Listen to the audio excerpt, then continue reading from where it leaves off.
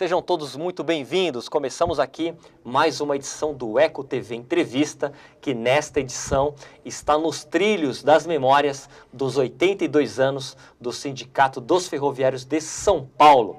E para falar sobre esta entidade, está comigo aqui o presidente Eluiz Alves. Tudo bem, Eluiz? Tudo bem. Na verdade, inicialmente eu quero aqui agradecer a oportunidade, desse convite, e também quero cumprimentar aí os nossos telespectadores do Eco TV. Ok. Ô, Eluiz, vamos começar um pouco falando da sua trajetória. Como é que você chegou à presidência? Você realmente você é morador aqui do Grande ABC? Não, na verdade, eu sou morador do Grande ABC, fui admitido na Companhia Brasileira de Trens Urbanos em 1985 e entrei na ferrovia por incentivo do meu primo, foi um ex-deputado federal, Mendes Botelho, que morava em Santo André, e ele também, naquela época, foi quando ele assumiu a direção do Sindicato Ferroviário de São Paulo. Ok. Onde é a sede do sindicato? A sede do Sindicato Ferroviário de São Paulo fica lá no centro de São Paulo, na Praça Alfredo Issa, ali próximo da Ipiranga, Mas nós temos base territorial de Santos a Jundiaí.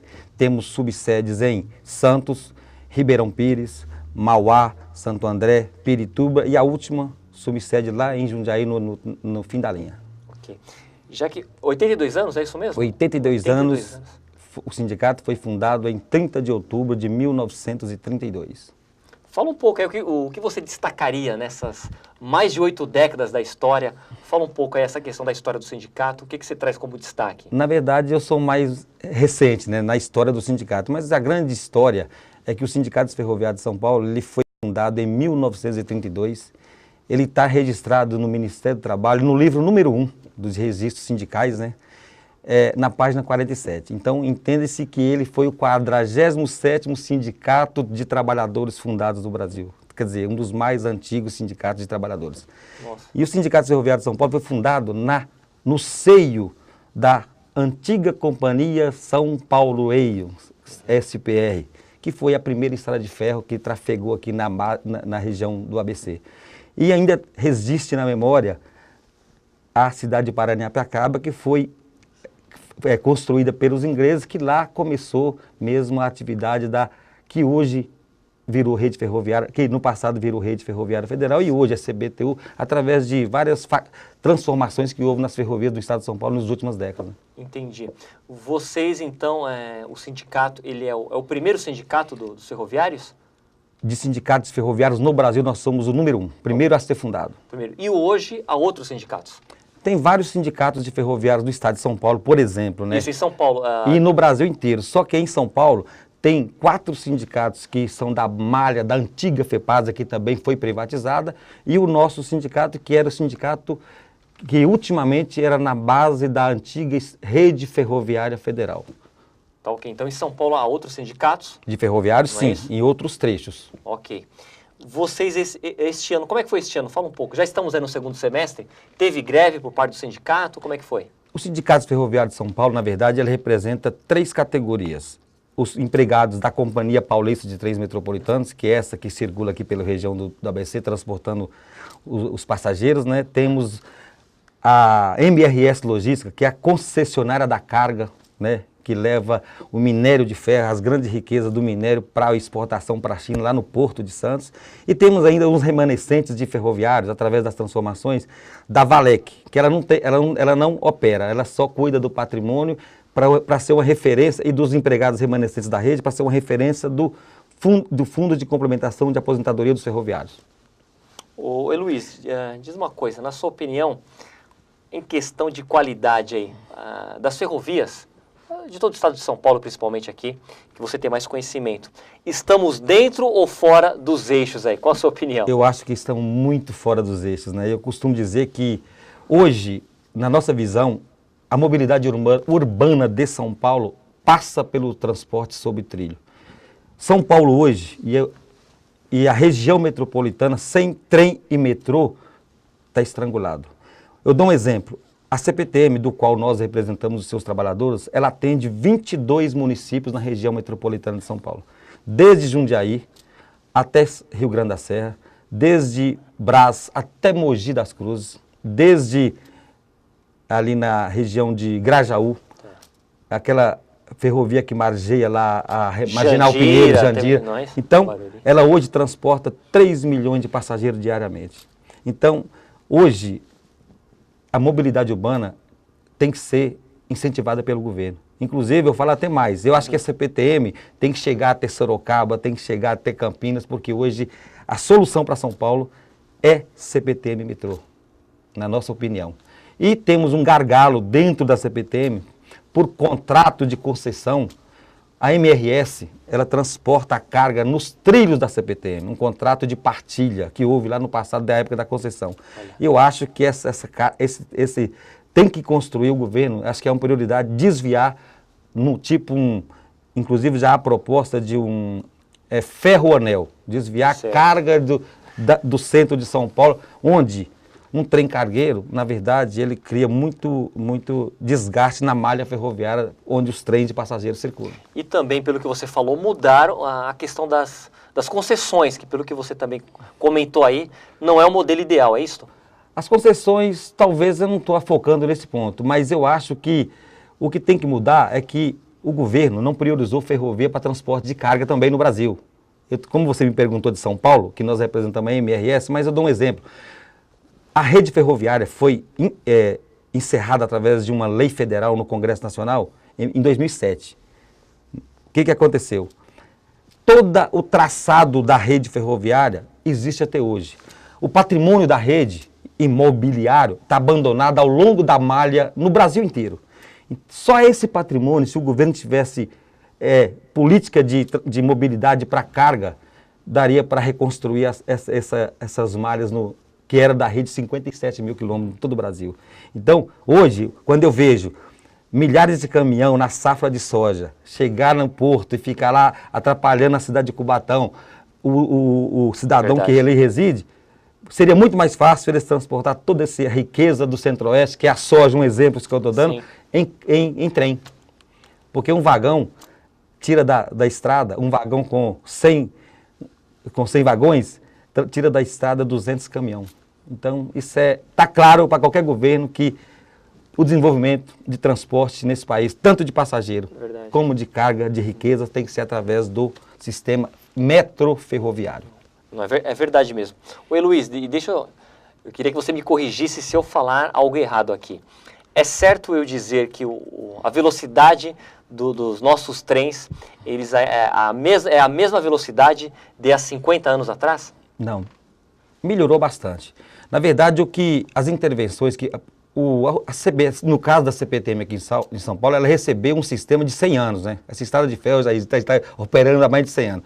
As intervenções foram feitas, um exemplo, o governo fala que vai reduzir o intervalo entre os trens. Só que para reduzir o intervalo entre os trens, ele precisa ter sustentação de energia elétrica, construir mais subestações, trocar a via permanente. Então é uma série de intervenções, sinalização de trem. Então, e você fazer isso tudo operando é a mesma coisa de você reformar seu banheiro tomando banho, né? Então, é difícil. Mas a gente percebe que o governo de São Paulo tem investido bastante, trocou. Hoje, a CPTM há 10 anos atrás, principalmente na Zona Leste, na linha 11 e 12, os trens circulavam com passageiro pendurado, passageiro em cima, fazendo surf de trem, né, que eles falam. Sim. Hoje já não existe mais isso. Investiu em compra de trens novos, mas pode melhorar muito.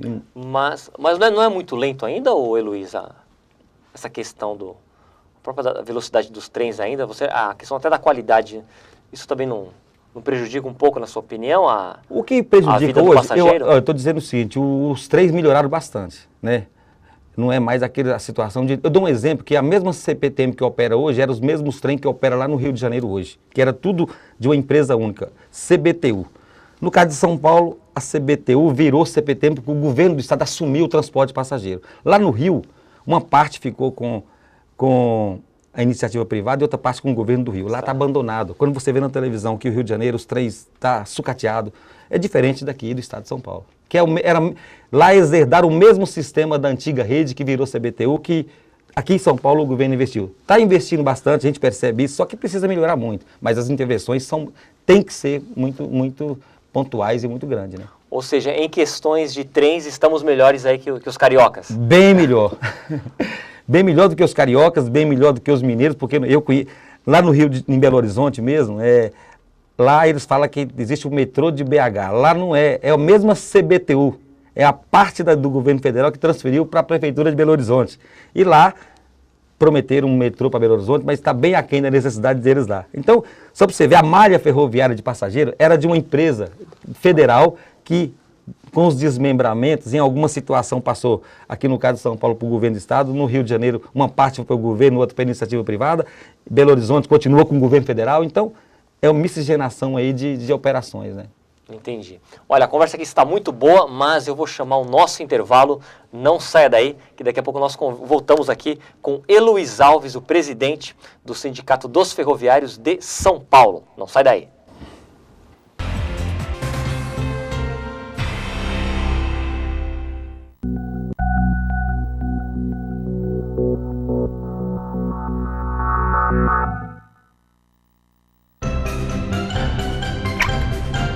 A obesidade infantil é uma questão muito séria.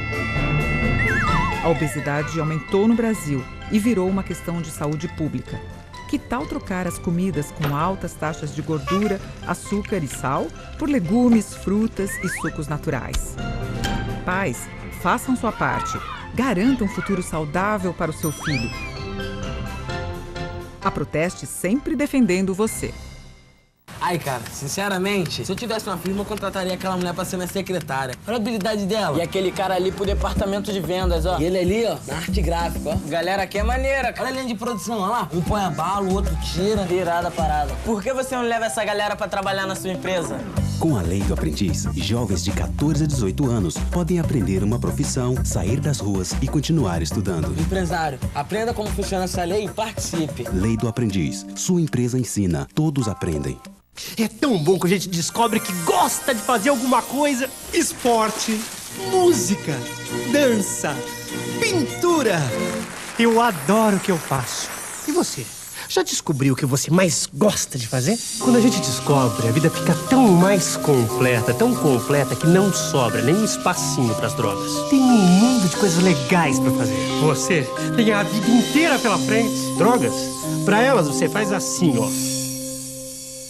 Cada 3 segundos, uma criança morre. Resultado da miséria absoluta. E o pior, todas essas mortes poderiam ser evitadas. Junte-se à chamada global para a ação contra a pobreza. Não queremos o seu dinheiro. Queremos a sua voz.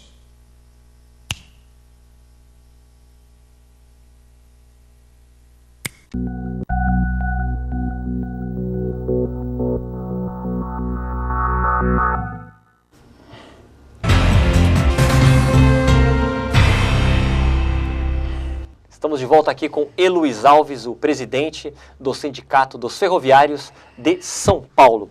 Heloís, 82 anos que a entidade faz.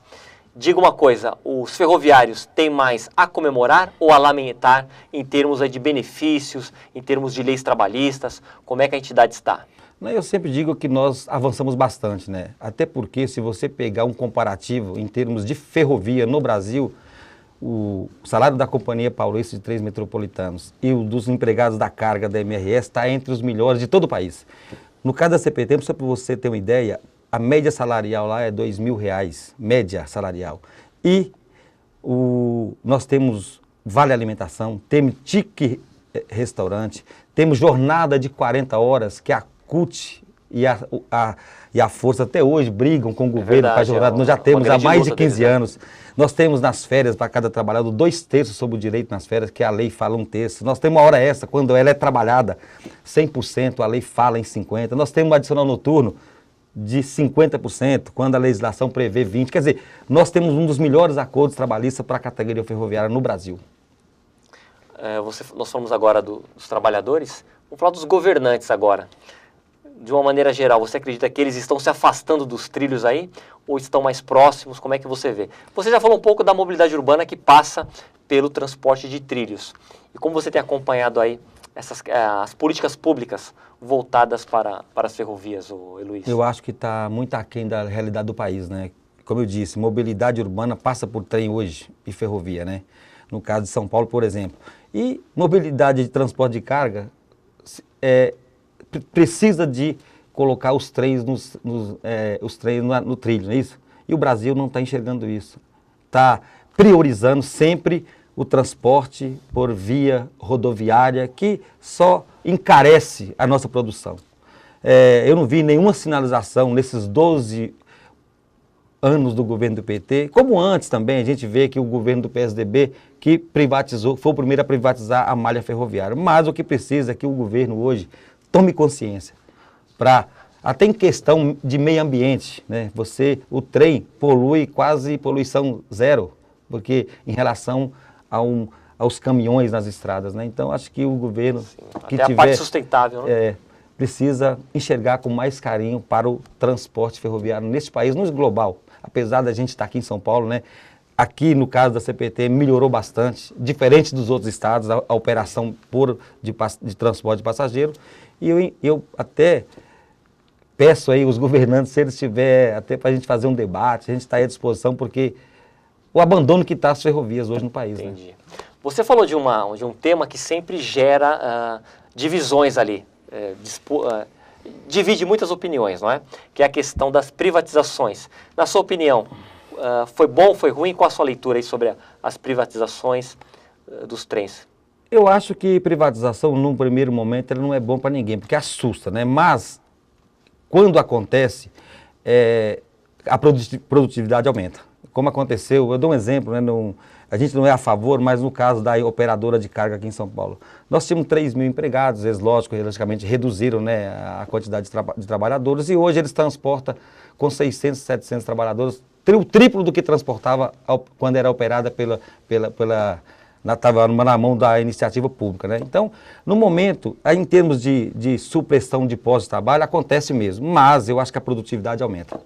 Porque tem um lado bom, o poder público às vezes abandona, né? Não trata a coisa pública como se devia tratar, né? Visando o quê? Lucratividade, né? Que é o caso de uma operadora privada, né? E ainda falando sobre este assunto aí da parte dos governantes, o Jurandir Fernandes é o secretário de Transportes Metropolitanos do Estado de São Paulo. O que você acha da gestão aí do Jurandir? Tem acompanhado? Na verdade, o Jurandir é o secretário de Transporte Metropolitano, que representa o governo com relação ao transporte do metrô, CPTM, não é isso? No nosso caso, o contato que nós temos, logicamente, é na época das negociações coletivas. Porque quando chega a data base, nós vamos para a mesa discutir a renovação do acordo, a busca de melhorias para os ferroviários da CPTM, no caso, quem está na mesa é a CPTM, só que não tem nenhuma autonomia. A gente sabe que, a hora que a coisa afunila e que a gente não consegue avançar, sempre cai nas mãos da Secretaria de Transporte e, logicamente, na Casa Civil do Governo é onde a gente consegue avançar e tirar uma proposta, porque tudo depende de autorização do governo, do CODEC, Secretaria da Fazenda e tudo mais. Mas essa situação é bem delicada, porque, pelo que você disse, vocês vão negociar com uma entidade, com pessoas que vocês sabem que não vão resolver, é isso? É exatamente isso. Todos os anos é assim, a gente vai para a mesa de negociação já sabendo que aquilo ali é só porque eles não têm nenhuma autonomia. Eles ouvem as nossas reivindicações, mas sempre diz o seguinte, isso eu não posso. Nega tudo. Aí no momento que negam tudo, a categoria reage, né? Nós temos que usar o nosso direito de pressão. Que no caso, uma greve, né? A última que nós fizemos aqui foi em 2011, né? Nós não somos sindicato que fazemos política com os trabalhadores. Queremos buscar sempre a defesa dos direitos dos trabalhadores, né? E, logicamente, todo momento que partimos para a pressão, aí eles abrem as portas para a negociação avançar. Entendi. Por isso que sempre acontecem muitas assembleias, não é, Luiz? Muitas assembleias. Quem acompanha, o telespectador que acompanha essa questão das greves dos sindicatos, vai ser realizada uma assembleia no dia tal, depois é realizada outra. É muito por isso, então, porque normalmente as primeiras reuniões não são com pessoas que poderiam resolver na hora, aí vai se prolongando, é isso? É isso mesmo, vai se prolongando e é sempre ouvindo não. Então chega um momento que a categoria, né, fica inquieta, né, e o sindicato tem que tomar posição, né, e nesse momento é aí que entra, né, aí tem que usar o meio constitucional de greve que é assegurado para todos os sindicatos. Aí nesse momento sim, entra sempre o palácio do governo, né, que é através da Secretaria de Transporte, através da Secretaria da Fazenda, que são vários órgãos, né? Porque a empresa, CPTM no caso, o governo é 99% acionista da CPTM. É do governo, né? Praticamente é do governo. Praticamente é do governo. Totalmente do governo. Praticamente é do governo. E essa questão, você falou da database. Qual que é o dia da... A database dos do ferroviários da CPTM é março. A database dos ferroviários da carga, né, que é a operadora de transporte de carga, é maio. E tem essa Valec, que é uma referência para complementação, que eles não têm operação, mas é só um grupo de trabalhadores para ser paradigma para complementação. A database também é maio, das 3 categorias que nós representamos.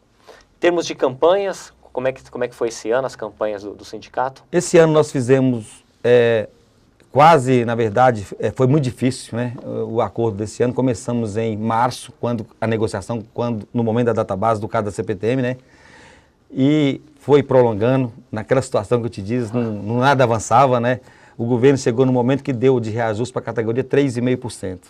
E fomos levando, chegou um momento que a categoria não aceitou aquilo, foram feitas várias assembleias e nós íamos a uma greve. Mediante a ameaça da greve, o Tribunal Regional do Trabalho, né, chamou a categoria e mediante a mediação, que hoje o Tribunal Regional do Trabalho de São Paulo criou um núcleo de mediação para categorias em greve. Certo. E o tribunal pediu a gente paciência para a gente continuar negociando e eles mediando. E aí, quando foi mais ou menos em maio, no início de maio, saiu um acordo que, onde era 3%, chegou a 7,5%. Onde nós tínhamos uma proposta de um ticket alimentação de 100, chegou a 248. Onde nós tínhamos o ticket refeição de 500, chegou a 600.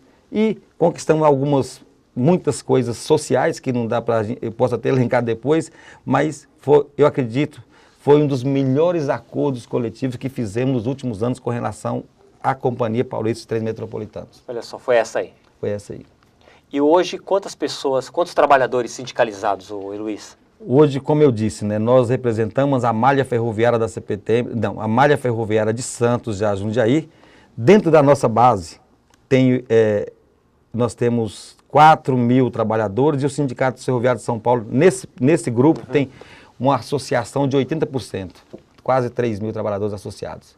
Porque tem a outro trecho, né, que eu te falei lá da região de Barueri, que é um outro sindicato, porque aquele trecho era da FEPASA, não fazia parte da base desse Sindicato Ferroviário de São Paulo. Tem campanhas de sindicalização, vocês trabalham também nesse sentido? Todos os anos nós fazemos, né?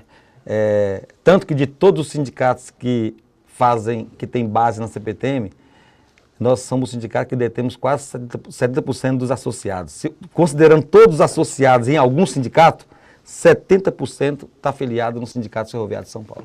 Ok. Oi, Luiz, estamos aqui caminhando aqui, temos mais 2 minutos aqui de programa. Deixa eu deixar esse tempo final, então, para você ficar à vontade. Aquela câmera ali é sua. Dê uma mensagem, afinal, 82 anos do sindicato, também um ano aí, como você disse, de campanhas. Fique à vontade, então, para você deixar o seu recado final aqui no programa. Eu gostaria só de dizer aqui que, recentemente, né, nesse último ano, tivemos muita dificuldade com relação à CPTM, a categoria muito sabe bem disso, com relação ao pessoal de carga da MRL Logística, com relação ao pessoal da Valec, que é o paradigma para o aumento dos aposentados, né? Quer dizer que, com todas as dificuldades, ano de Copa do Mundo, um ano atípico, conseguimos sair, estamos chegando ao final do ano com grandes conquistas, porque nós não tivemos nenhuma perda e avançamos em todas as negociações que fizemos esse ano. E o sindicato continua avante. Um sindicato que tem 82 anos, e te digo que continua com a mesma estrutura quando ele tinha 15 mil associados e hoje com a privatização nós temos menos de 1/3 e estamos mantendo a mesma estrutura para atendimento social ao sindicato. Eu só dou um exemplo. Ribeirão Pires, o ano passado, lá na 4ª divisão, o sindicato adquiriu com recurso próprio um clube de campo que o ano passado eu entreguei para a categoria e está lá à disposição. São 25 mil metros de área de lazer, com piscinas, quadra, campo de futebol, estrutura de salão de jogos. Certo. Isso foi entregue e está nas mãos da categoria para uso de todos os associados. Nós temos colônia de férias na Baixada Santista, o verão dos trabalhadores, passar uns descansos, totalmente reformada esse ano. E temos subsedes de atendimento médico, odontológico, dentista e 15 advogados da nossa sede central para defender as questões trabalhistas e judiciais dos nossos associados. Ou seja, vocês seguem a tendência do Sindicato Cidadão, que vem sendo muito utilizados. Aqui os sindicatos metalúrgicos aqui têm esse perfil também. Vocês também seguem essa linha, ou seja, não é só a questão dos benefícios salariais, é a questão da saúde, do lazer. Exatamente. É bem por aí, É bem por aí. O sindicato hoje tem que pensar que não é só sentar na mesa de negociação na database, porque a maioria, tem alguns que fazem isso. Nós não. Nós somos 365 dias por ano, conversando com os trabalhadores, procurando. Ontem, nessa semana mesmo, nós começamos reuniões com os trabalhadores lá em Jundiaí e terminamos ontem lá em Ribeirão Pires. E mostrando, olhos nos olhos, o que é o sindicato e o que nós podemos chegar e avançar em defesa dessa categoria, que é a pioneira no desenvolvimento do Estado de São Paulo. Porque se não fosse os trens transcorrendo aqui na região do ABC, essas cidades todas que tem aqui, Ribeirão Pires, Mauá, nasceram no berço da ferrovia. O desenvolvimento chegou pelos trilhos, não é isso? Chegou pelos trilhos. Muito obrigado, hein? Muito obrigado a você, obrigado pela oportunidade. Espero mais outras oportunidades estar aqui para a gente avançar, mostrar para vocês como é que hoje, como é que está indo o transporte ferroviário em São Paulo e no Brasil. Claro, vamos conversar com certeza. Eu agradeço também muito a vocês aí de casa que acompanharam este Eco TV Entrevista. Eu volto numa próxima edição. Muito obrigado e até lá.